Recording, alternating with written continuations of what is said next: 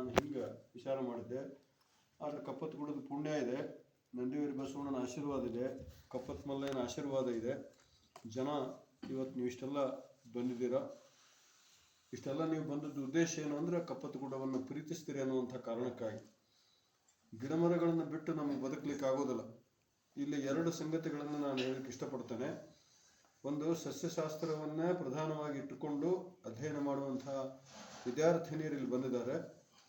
ನರ್ಸಿಂಗನ್ನೇ ಕಲಿತು ಸಮಾಜದ ಸ್ವಾಸ್ಥ್ಯವನ್ನು ಕಾಪಾಡಬೇಕನ್ನುವಂಥ ನರ್ಸಿಂಗ್ ವಿದ್ಯಾರ್ಥಿಗಳು ಬಂದ್ದಾರೆ. ಹಾಗೆ ನೋಡಿದ್ರೆ ಶ್ರೇಣೀಕರಣದ ಶಿಕ್ಷಣದೊಳಗೆ ಅವರೇ ಬೇರೆ ಇವರೇ ಬೇರೆ ಅಂತ ಮಾಡ್ತಾರೆ. ಆದರೆ ನಾನು ಹಂಗೆ ಭಾವಿಸೋದಿಲ್ಲ. ಒಂದಕ್ಕೊಂದು ಸಂಬಂಧಗಳಿದಾವೆ.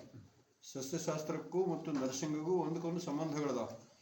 ಆ ಸಂಬಂಧ ನಾವು ಹಚ್ಕೊಂಡ್ರೆ ಅದು ಇನ್ನಷ್ಟು ನಿಕಟಾಗುತ್ತೆ. ನಾ ಬಂದ ಕೂಡ ನರ್ಸಿಂಗ್ದವ್ರಿಗೆ ಹೇಳ್ತಾ ಇದ್ದೆ, ನಿಮ್ಮ ಉದ್ದೇಶ ಏನು?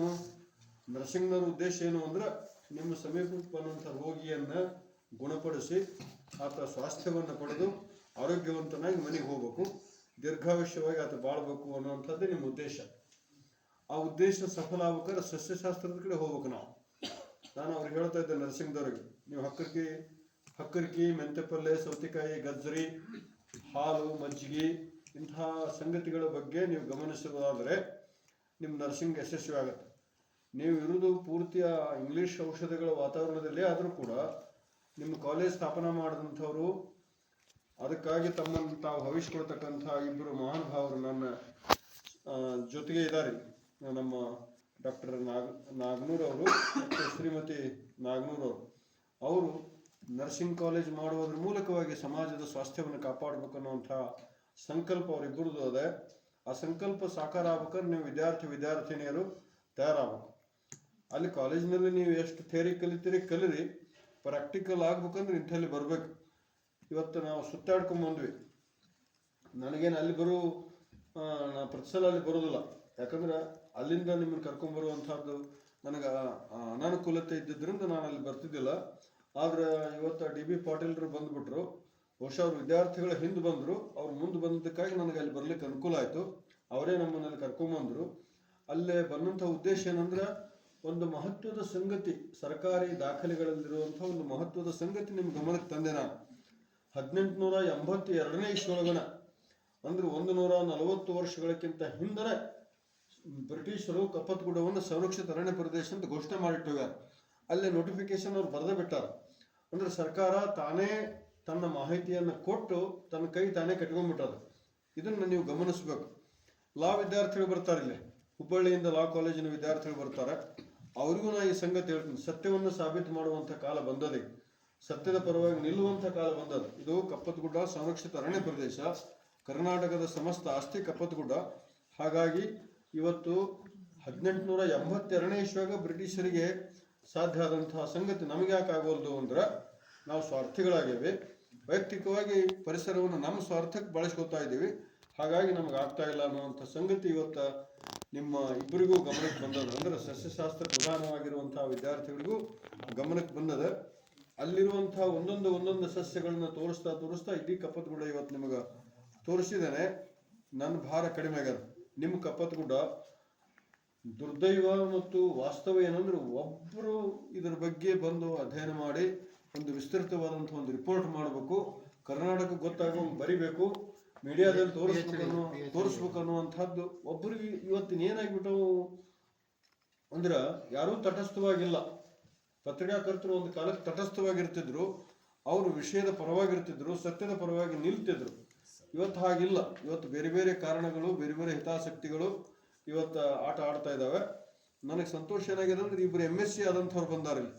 ಅವರು MSc ಅಗ್ರಿ ಮುಗಿಸ್ಕೊಂಡು ಅವರು ಸರ್ಕಾರದ ವ್ಯವಸ್ಥೆ ಒಳಗೆ ಅಗ್ರಿಕಲ್ಚರ್ ಆಫೀಸರ್ ಆಗ್ಯಾರ. ಆದರೂ ಅದನ್ನು ಬದಿಗಿಟ್ಟು ಅವರಿಬ್ಬರು ಬಂದಾರೆ. ಉದ್ದೇಶ ಏನು?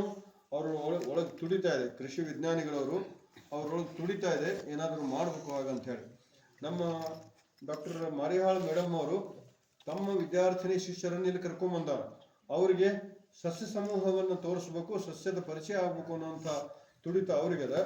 ನಮ್ಮ ಡಾಕ್ಟರ್ ನಮ್ಮ ಅಶೋಕ್ ಪಾಟೀಲ್ ಅವರು, ನಮ್ಮ ಡಾಕ್ಟರ್ ನಾಗರಾಳ್ ಅವರು, ನಮ್ಮ ವಿಶ್ವನಾಥ್ ನಡಕಟ್ಟಿಯವರು, ನಮ್ಮ ವಿಜಯ್ ಅವರು, ನೀವೆಲ್ಲರೂ ಫಿಟ್ ಆ್ಯಂಡ್ ಫೀಟ್ ಫೌಂಡೇಶನ್ದವ್ರು ಏನು ಬಂದಿರಿ. ಇದು 21 ವರ್ಷಗಳ ಇತಿಹಾಸದಲ್ಲಿ ಇದೇ ಮೊದಲೇ ಸಲ ಇಷ್ಟು ಬೇಗನೆ ಬಂದದ್ದು, ಈ ಥರ ಚಾರಣಕ್ಕೆ ಬಂದದ್ದು. It is the first and foremost. Thank you. ಸಂತೋಷ ಇದು ನಿಮಗೂ ಹೊಸ ಅನುಭವ ಆದಂಗೆ. ಇವತ್ತಿನಿಂದ ಮುಂದುವರಿಬೇಕು. ನೀವು ಇನ್ನಷ್ಟು ಬೇಗನೆ ಬರ್ರಿ, ಇಲ್ಲ ರಾತ್ರಿ ವಸ್ತಿಗೆ ಬಂದ್ಬಿಡ್ರಿ, ನಾನು ಇರ್ತೇನೆ. ನೀವು ಕೂಡ ಹೊರಟು ಬಿಡೋಣಂತ. ನನಗೂ ಬರೋಕೆ ಸಂತೋಷ ಅನಿಸ್ತದೆ.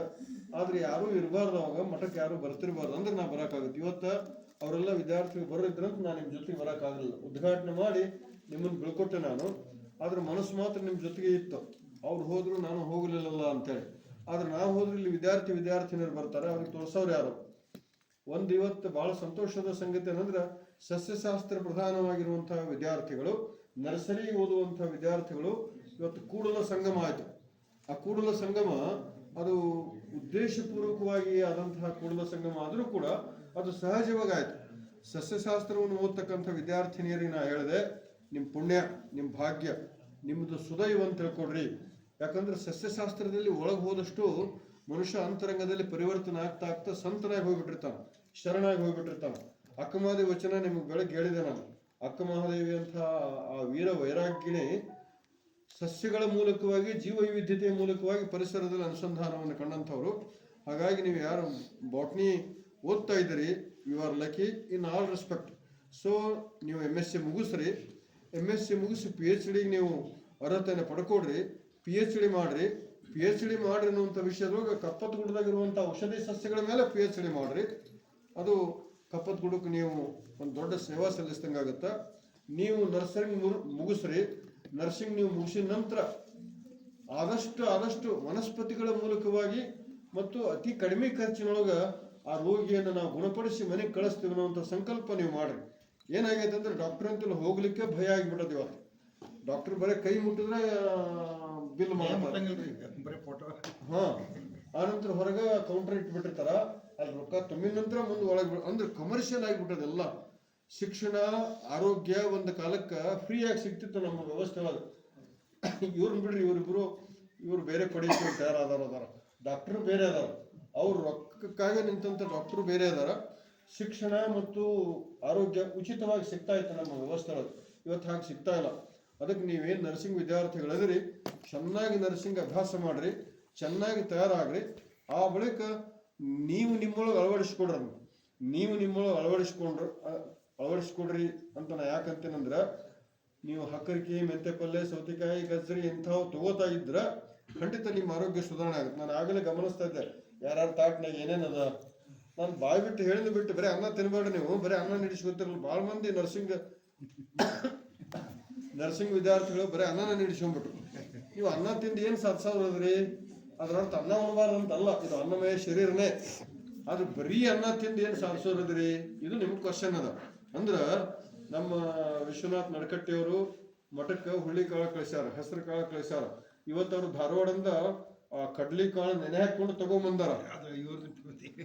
ಕಡ್ಲೆ ಕಾಳು ನೆನೆ ಹಾಕೊಂಡು ತಗೊಂಬಂದಾರ. ಅಂದ್ರ ಪೌಷ್ಟಿಕಾಂಶ, ಪ್ರೋಟೀನ್ ಇರುವಂತಹ ಆಹಾರವನ್ನು ನಾವು ಸ್ವೀಕಾರ ಮಾಡಿದ್ರೆ ವಿಚಾರಗಳು ಬಹಳ ಯೋಗ್ಯ ಬರ್ತಾವ, ಜೊತೆಗೆ ತೇಜೋಮಯ ನಾವು ಆಗ್ತೀವಿ. ಹಾಗಾಗಿ ನರ್ಸಿಂಗ್ ವಿದ್ಯಾರ್ಥಿಗಳು ಕಲಿಯೋದು ಬಹಳ ಅದ. ನಮ್ಮ ರಂಗನಾಥ್ ಅವರು, ನಮ್ಮ DB ಪಾಟೀಲ್ರು ತಮ್ಮ ಶಿಷ್ಯರನ್ನು ಮತ್ತೆ ಇಲ್ಲಿ ಕರ್ಕೊಂಡ್ಬರ್ಲಿ. ನಮ್ಮ ಜೊತೆಗೆ ಬೆಳಗಿನಿಂದ ಸಾಯಂಕಾಲದವರೆಗೆ ನಾವು ಇಲ್ಲಿ ವೇಳೆ ಕಳೆಯೋಣಂತ. ನಮ್ಮ ಡಾಕ್ಟರ್ ನಾಗರಾಳ್ ಅವರು, ಶ್ರೀಮತಿ ನಾಗರಾಳ್ ಅವರು ಮತ್ತೆ ಕಪ್ಪತ್ತಗುಡ್ಡಕ್ಕೆ ಅವರು ಧಾರವಾಡದಿಂದ ಬರಲಿ. ನಾವು ಅಷ್ಟರೂ ಕೂಡಿ ಕಪ್ಪತ್ತಗುಡ್ಡವನ್ನು ಉಳಿಸುವಂಥ ದಿಶೆಯಲ್ಲಿ ಅಶೋಕ್ ಪಾಟೀಲ್ರು ನಮಗೆಲ್ಲ ಮಾರ್ಗದರ್ಶನ ಮಾಡಲಿ. ಕಪ್ಪತ್ತಗುಡ್ಡ ಉಳಿಲಿ, ಕಪ್ಪತ್ತಗುಡ್ಡ ಬೆಳಿಲಿ ಅಂತ ಹಾರೈಸ್ತಾನೆ. ನಾನು ಎಲ್ಲರಿಗೂ ನಿಮಗೊಂದು ಮಾತು ಹೇಳಿದ ಆಗಲಿ, ನೀವು ಸಂಕಲ್ಪ ಮಾಡಿ ಹೋರಿ. ಇವತ್ತು ಬಂದಿರಲ್ಲ, ಕಪ್ಪತ್ತಗುಡ್ಡಕ್ಕೆ ಬೇಗನೆ ಮಳೆ ಆಗಲಿ. ಕಪ್ಪತ್ತಗುಡ್ಡಕ್ಕೆ ಬೇಗನೆ ಮಳೆ ಆತಂದ್ರೆ ಕಪ್ಪತ್ತಗುಡ್ಡ ಮತ್ತೆ ಲಗುನ ಚಿಗುರ್ತದ. ಅದಕ್ಕೆ ನೀವು ಶುದ್ಧ ಮನಸ್ಸಿನಿಂದ ಒಂದು ಸಂಕಲ್ಪ ಮಾಡಿ ಹೋದ್ರೆ ನಮ್ಮ ಕಪ್ಪತ್ತಗುಡ್ಡಕ್ಕೆ ಮಳೆ ಆಗ್ತದೆ. ನೀವು ಬರ್ರಿ. ನಿಮ್ಮ ಹೆಸರನ್ನ ಅಲ್ಲೇ ರಿಜಿಸ್ಟರ್ ಕೊಟ್ಟಿದ್ದೆ ನಾನು, ಉರ್ಲಿಂಗಪ್ಪ. ಎಲ್ಲಿತ್ತದ ರಿಜಿಸ್ಟರ್? ಆ ನಿಂಗಪ್ಪನ ಕಡೆ ಕೊಟ್ಟಿದ್ದೆ. ಹಾ, ನಿಮ್ಮ ಫೋನ್ ನಂಬರು ತರಲಿ.